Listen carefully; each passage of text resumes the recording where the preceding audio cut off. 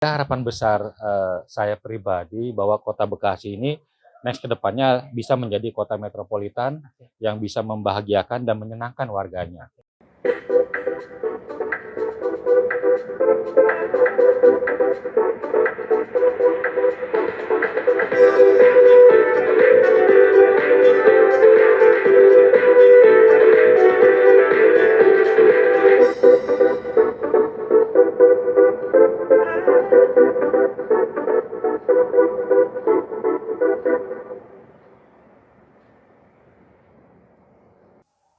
Oke, pemirsa, jumpa lagi. Hari ini kita kedatangan eh, anggota dewan dari fraksi Partai Golkar Persatuan, Bapak Daryanto, ya, Eskom. Beliau adalah caleg juga di Partai Golkar dari Dapil 1 Bekasi Timur, Bekasi Selatan. Baik, nanti kita akan lebih lanjut bicara tentang bagaimana sih beliau 2 periode di DPRD Kota Bekasi ini melakukan mengaspirasi masyarakat dalam pembangunan di Kota Bekasi. Baik, langsung saja ya kita sapa beliau. Selamat siang Pak Daryanto. Selamat siang Bu Denis. Selamat siang juga untuk Berita Bekasi. Tentunya ini juga terima kasih atas kehadirannya dan juga mudah-mudahan podcast ini juga bisa bermanfaat buat yang lain. Oke, teman-teman pemirsa, kita hari ini bertanya tentang apa saja yang ingin ditanyakan tentang apa aja sih Dewan di DPRD Kota Bekasi itu melakukan merumuskan kebijakan ataupun peraturan-peraturan yang baik buat Kota Bekasi. Nanti langsung aja di kolom komentar ya. Jadi bisa langsung. Baik, kita langsung aja ke Pak Daryanto. Pak Daryanto, selama 2 periode ini, apa sih yang menjadi harapan bagi masyarakat tentunya di Dapil 1 Kota Bekasi ini ya, yang benar-benar sudah terserap aspirasinya dengan kebijakan dari Pak Daryanto sendiri. Silakan. Ya, baik Bu Denis. Jadi saya di sini mewakili masyarakat Bekasi Timur dan Bekasi Selatan dari Dapil 1. Tentunya selama saya menjadi anggota DPRD, tugas-tugas utamanya ada 3 tentunya, ya, pengawasan, pembuatan peraturan daerah dan juga penganggaran. Jadi memang ini tugas pokok dari DPRD. Namun di luar itu juga, nah ini jadi hal yang lumrah bagi seluruh anggota DPRD untuk juga terjun ke masyarakat di luar dari tugas pokok itu sendiri.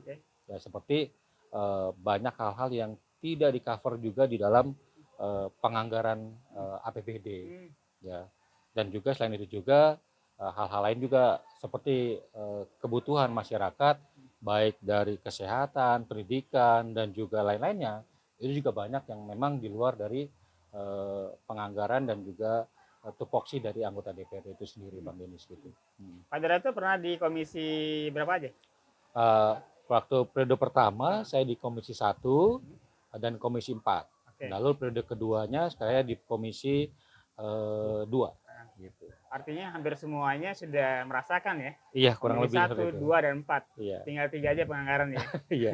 Dan di alat kelengkapan dewannya pun, Di AKD ya? di AKD-nya periode pertama saya di BK, Badan Kehormatan, lalu saya ditugaskan di Bapemperda, Badan Pembuat Peraturan Daerah, dan juga sekarang di Banggar dan di Bamus. Menarik Pak Daryanto. Ketika Pak Daryanto di Komisi 1, 2, ataupun 4, ya, ini merasakan langsung gitu ya, bagaimana desakan aspirasi masyarakat kepada wakil rakyat gitu. Saat itu apa yang paling menarik, yang sangat pelajaran lah pertama buat? Jadi periode pertama saya di Komisi 1, ya alhamdulillah waktu itu kami memperjuangkan tentang upah minimum bagi tenaga kontrak kita, tenaga kerja kontrak. Karena pada saat itu uang yang didapat atau penghasilan yang didapat itu sangat minim. Sedangkan kita pemerintah mengharuskan bahwa perusahaan-perusahaan swasta menggaji karyawannya UMR. Dan pada saat itu alhamdulillah sekarang TKK kita sudah mendapatkan penghasilan di atas UMR seperti itu. Dan tentunya di yang lainnya di pendidikan, kita juga bersyukur juga dengan penambahan USB baru. Nah, kalau kemarin di Durenjaya kita belum punya SMP, sekarang sudah ada. Jadi setiap kelurahan di Bekasi Iya, Timur itu sudah ada SMP-nya, dan juga dari segi kesehatan juga kita bersyukur kemarin kami salah satu saya juga ditugaskan di Pansus KS dulu ya, Kartu Sehat. Nah itu yang sangat dirasakan sekali oleh masyarakat, Iya. dan tentunya karena regulasi lah Iya. yang mengakibatkan KS itu tidak dilanjutkan karena semuanya untuk kesehatan harus digabungkan ke BPJS. dalam BPJS. Tapi itu ada implikasi ya ketika KS berimigrasi ke BPJS. Ya tentulah, artinya yang tadinya masyarakat merasakan kemudahan-kemudahan dalam berobat, dalam bila mengalami sakit, Iya. namun ya kita juga support dengan hal itu. Makanya sekarang kita di Kota Bekasi sudah mencapai UHC, dan tentunya juga ada komplementari yang kita berikan kepada masyarakat yang tidak mampu. Karena bagaimanapun masyarakat tidak mampu juga harus menikmati dan juga merasakan pengobatan masyarakat yang tidak mampu. Contohnya dengan adalah LKM-NIK. Oh, iya. Jadi ini adalah kesinambungan dari KS. Iya. Ini diperuntukkan bagi masyarakat yang tidak mampu, tidak kuat bayar BPJS, atau memang masyarakat yang tidak punya BPJS. Nah dengan LKM-NIK itu kita bantu mereka untuk pengobatannya. Pemerintah tetap cover ya? Ya tetap di cover. Jadi setelah itu kita migrasikan mereka ke BPJS. Jadi mereka tetap nanti sebagai anggota PBI, penerima iuran bantuan. Jadi ini yang memang PBI ini nanti yang langsung di cover juga oleh BPJS. Tetap kesinambungan, namun ini LKM ini mungkin hanya ada di Kota Bekasi. Ini yang kita bersyukur juga. Iya, pemirsa, kita bisa pernah merasakannya zamannya kita menggunakan atau akses kesehatan itu menggunakan KS-NIK ya, kartu sehat NIK ya. Kemudian bermigrasi ke BPJS. Kemudian sekarang ada LKM-NIK gitu ya. Ini proses panjang. Betul. Dari pembangunan di Kota Bekasi. Tidak ada yang salah gitu kan. Nah, kemudian kita bisa melihat juga Pak Daryanto pernah di Komisi 2. Bagaimana beliau mengawal pembangunan Kota Bekasi, ya, infrastruktur segala macamnya. Bahkan polder Pak ya? Iya. Polder, jadi kita bersyukur juga karena memang Bekasi ini, Kota Bekasi kecekungannya juga memang cukup lumayan tinggi, dan juga kita bersyukur juga pemerintah kota sudah mengambil action berupa pembangunan tandon atau folder-folder di beberapa wilayah. Nah kalau saya ambil di wilayah Bekasi Timur, itu folder Arenjaya, itu juga sudah sangat bermanfaat bagi penampungan air di wilayah Arenjaya dan sekitarnya. Ya memang sih belum menanggulangi secara keseluruhan, tapi sudah cukup mereduksi atau mengurangi banjir yang ada di sekitar. Dan di Margahayu pun kita sudah memberikan akses untuk saluran besar dari gorong-gorong itu yang jalan baru itu. Nah itu juga sudah dirasakan juga. Hujan memang masih agak ada genangan, namun segera surut gitu. Dan harapan kita memang bukan hanya itu. Nah, kita dari DPRD juga sudah mengesahkan perda tentang drainase. Nah, perda drainase ini kita harapkan juga dari pemerintah kota untuk segera merealisasikan blueprint tentang drainase. Nah, kita harapkan juga supaya agar drainase di Kota Bekasi itu semuanya terencana dan juga terstruktur. Jadi jangan sampai kita membangun saluran ataupun penanggulangan banjir hanya bersifat sektoral gitu. Itu pernah bangun dep tunnel di daerah Juanda ya? Iya. Jadi semuanya kita harapkan, makanya ini kesinambungan dari perda itu adalah pemerintah mengeluarkan blueprint. Nah, blueprint agar kita punya acuan dalam pembangunan dalam pembangunan drainase di Kota Bekasi. Jadi jelas nih, ini saluran induknya seperti apa, saluran sekunder seperti apa. Dan itulah yang jadi harapan kita nanti dalam pembangunan. Nah, kita berpatokan pada hal itu. Yang sekarang sedang dalam pembangunan adalah folder di Blue Mall ya? Iya, betul. Ini bagian dari kerja-kerja dapil beliau gitu. Betul. Ini bagaimana hingga saat ini progresnya? Kita juga bersyukur ya, karena itu bagian dari CSR dan juga peran pemerintah Kota Bekasi dalam penanggulangan untuk di wilayah Margahayu. Karena memang yang sekarang ini terjadi adalah air yang ada itu langsung mengalir ke kali ke Kali Margahayu.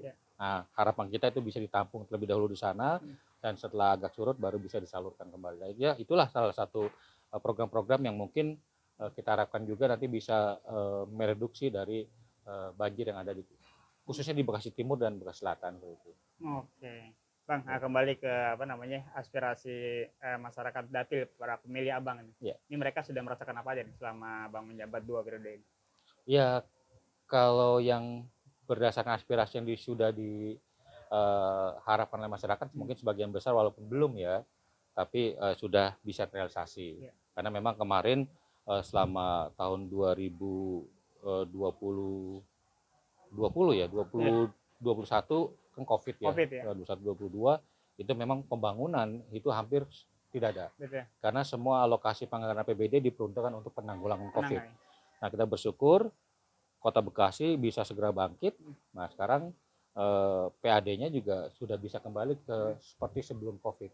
Dan tentunya selain itu juga sinergisitas antara peran pemerintah dan swasta juga sekarang luar biasa.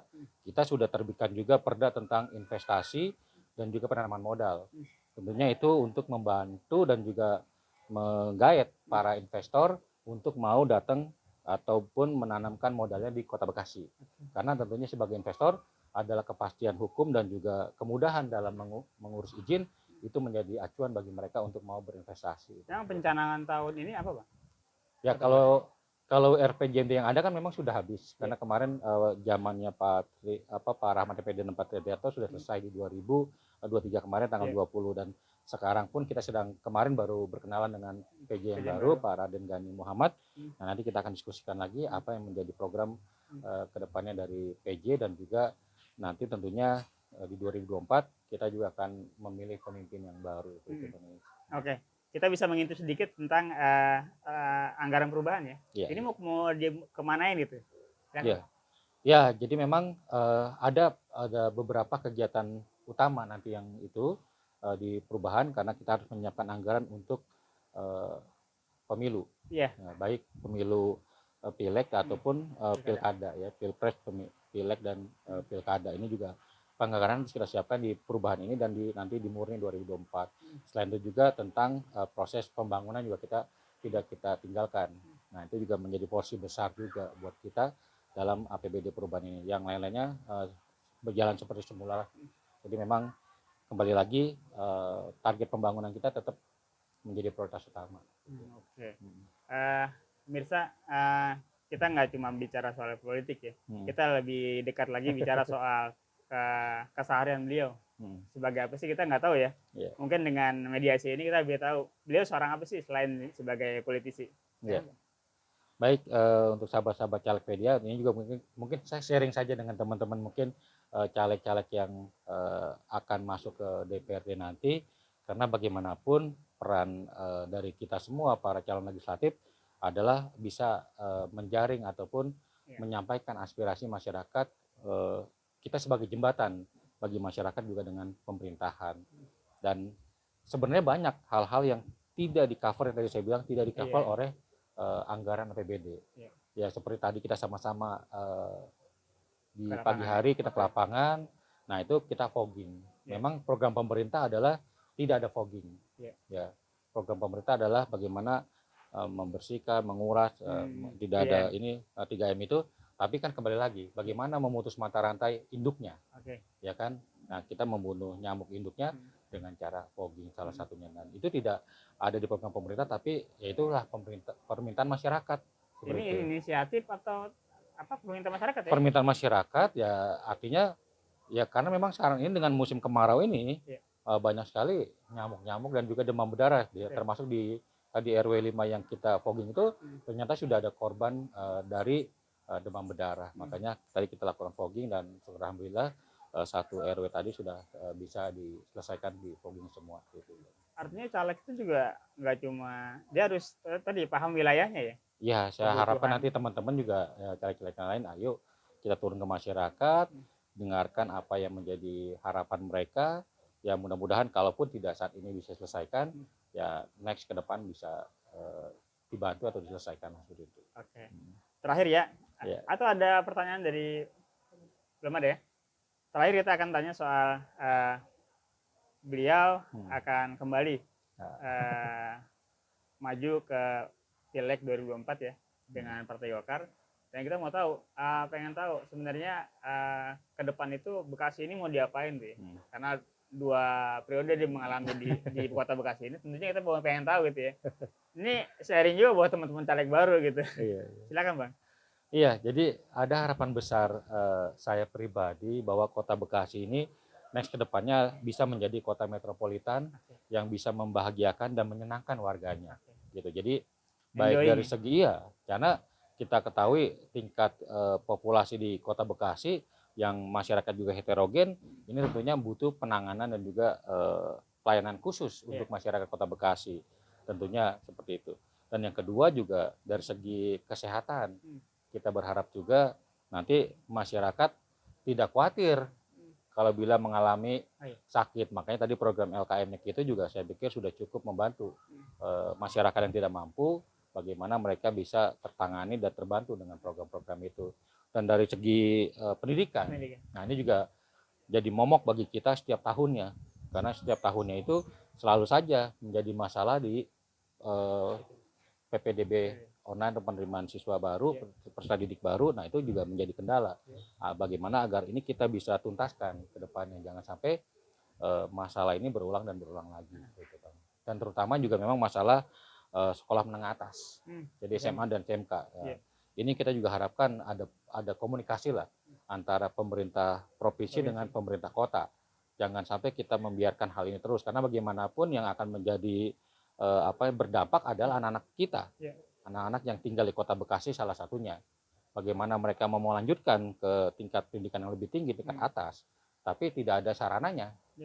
Nah, jadi lulusan SMP itu tidak tertampung 50% nggak tertampung di tingkat SMA atau SMK. Lalu harapan Dewan tuh? Nah, makanya ada komunikasi lah dari pemerintah pusat, provinsi dan kota. Bagaimana sebenarnya Kota Bekasi sangat mampu untuk membangun sekolah-sekolah baru. Namun karena kewenangannya di provinsi, ya kan sekarang aja juga SMA-SMA yang lama pun itu masih menjadi aset pemerintah kota kan seperti itu. Masih punya aset pemerintah kota. Namun ya kita pun ingin membangun SMA, SMK kan kita terbentuk dengan regulasi. Apakah artinya kewenangan itu bisa dikembalikan ke Bekasi atau gimana? Ya harapan kita gitu lah. Makanya kan karena kita tahu regulasinya adalah ini kewenangan dari provinsi, makanya kita harapkan ada komunikasi. Jalan keluar bagaimana hal itu bisa teratasi. Kita tidak menjudge siapa yang benar siapa yang salah, tapi kita berharap ada solusi jalan keluar bagaimana ini bisa tertangani agar setiap tahun tidak menjadi masalah terus-menerus gitu. Itulah harapan saya Bang. Kemudian ya yang lain-lainnya saya pikir bagaimana Kota Bekasi bisa tumbuh menjadi kota perdagangan dan jasa dan juga pusat ekonomi kreatif. Ya, jadi kita di Bekasi sudah banyak sekali sekarang dibangun SCBD, ya kan, bagaimana nanti hal tersebut bisa meningkatkan lagi perekonomian kita. Dan di Kota Bekasi juga kita bersyukur banyak proyek strategis nasional yang ada di Kota Bekasi. Ya, dan ya tentunya ini juga harus berdampak positif buat Kota Bekasi gitu kan. Nah, menarik sekali lagi tuh. Dilintasi oleh proyek strategis nasional. Berarti ini kan persoalan transportasi juga menjadi ini ya urgent ya untuk diselesaikan. Ini bagaimana melihat potret seperti ini Bang? Karena targetnya adalah menjadi kota metropolitan ya. Tapi kalau misalnya transportasinya sendiri tidak terurus, itu akan seperti apa nanti? Nah makanya kan sekarang pemerintah pusat ya sudah mengurai bagaimana agar pendistrian penduduk itu, populasi penduduk tidak hanya ada di DKI Jakarta. Nah, tentunya Kota Bekasi menjadi salah satu bagian dari pendistribusian penduduk itu sendiri, ya kan. Nah, tentunya Kota Bekasi juga harus siap dengan hal-hal itu, ya. Jadi saya pikir kalau Kota Bekasi ini sudah lebih dari siap untuk menampung dan juga menjadi kota metropolitan, gitu. Ya saya pikir kita tidak kalah lah dengan wilayah-wilayah lain yang ada di sekitarnya kan, gitu. Saya pikir, ya, jadi makanya kita berharap Kota Bekasi bukan hanya jadi penyangga, tapi bisa jadi kota mandiri, kota metropolitan yang tentunya bisa bersaing dengan wilayah-wilayah ataupun kota-kota metropolis yang lain. Oke, terima kasih Pak Bang Daryanto. Mungkin kita baru di sesi ini ya kita bisa bertemu dengan podcast dengan Bang Daryanto. Mungkin next kita bisa lebih dalam lagi lah menggalinya ya. Terima kasih kepada pemirsa semua hari ini. Mungkin Pak mau berikan Ya, baik untuk calegpedia, untuk teman-teman caleg yang kita sama-sama berjuang. mari kita sama-sama jaga kebersamaan, jaga persatuan, dan jangan sampai karena beda warna kita terpecah belahkan. Jangan karena beda satu dengan yang lainnya kita saling musuh gitu. Jadi harapan kita, mari jadikan pemilu yang damai, pemilu yang memang untuk kepentingan bangsa dan negara, dan harapan kita juga nanti pemilu ini bisa menghasilkan para generasi dan juga pemimpin-pemimpin yang luar biasa yang siap membangun Kota Bekasi pada khususnya, dan juga tentunya bangsa Indonesia ini dengan pada umumnya gitu. Oke, terima kasih Andri. Poinnya tetap bersatu ya, Tetap bersolid bersatu. Kota Ya. Bekasi Ya, untuk pembangunan yang lebih baik lagi. Amin, amin. Amin.